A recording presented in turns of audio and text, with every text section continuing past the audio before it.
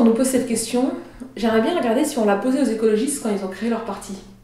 C'est-à-dire qu'à chaque fois qu'on commence à parler des droits des femmes, on pose la question de la légitimité du combat. Les femmes, c'est 51% de la population. Les droits des femmes, ça concerne donc directement 51% de la population, et en fait, indirectement, toute la population. Puisque faire changer la situation des femmes dans un pays ou en Europe, c'est faire changer la situation de tout le monde. Je vous prends un exemple. Les femmes sont majoritaires chez les travailleurs payés au SMIC.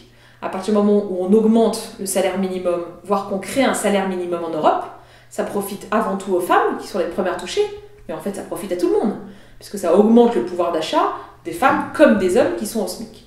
Et donc cette question de la légitimité, elle revient quand même assez régulièrement quand on parle des droits des femmes, et moi je trouve ça assez... Moi ça m'interpelle qu'on se pose en permanence la question de la légitimité.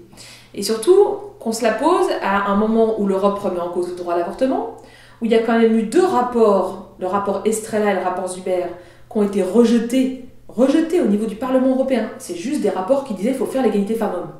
Les parlementaires européens ont voté contre. En fait, c'est la droite qui s'est mobilisée, qui a voté contre, et la gauche, soit s'est abstenue pour des désaccords sur certaines parties du texte, soit ne s'est pas suffisamment mobilisée pour permettre que le texte passe.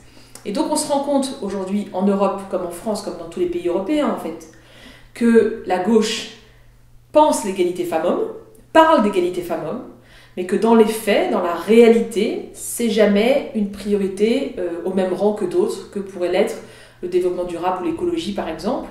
Je ne fais pas de hiérarchie entre les batailles, hein. Je pense que toutes ces batailles sont aussi importantes les unes que les autres. Ce qui m'interpelle, c'est que l'égalité femmes-hommes a tendance régulièrement à passer au second plan.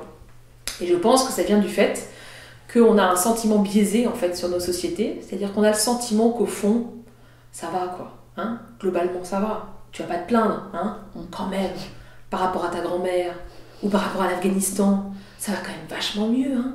Donc oui, c'est vrai que ça va beaucoup mieux qu'il y a 150 ans et que ça va beaucoup mieux qu'en Afghanistan. Est-ce que pour autant la situation des femmes en Europe est satisfaisante? Non. Elles touchent 17% de salaire en moins. Il y a une femme sur 3 en Europe qui est victime de violences. Elles sont les principales victimes des politiques d'austérité. Il y a encore des pays en Europe où elles n'ont pas le droit d'avorter. Donc est-ce que la situation est satisfaisante? Non.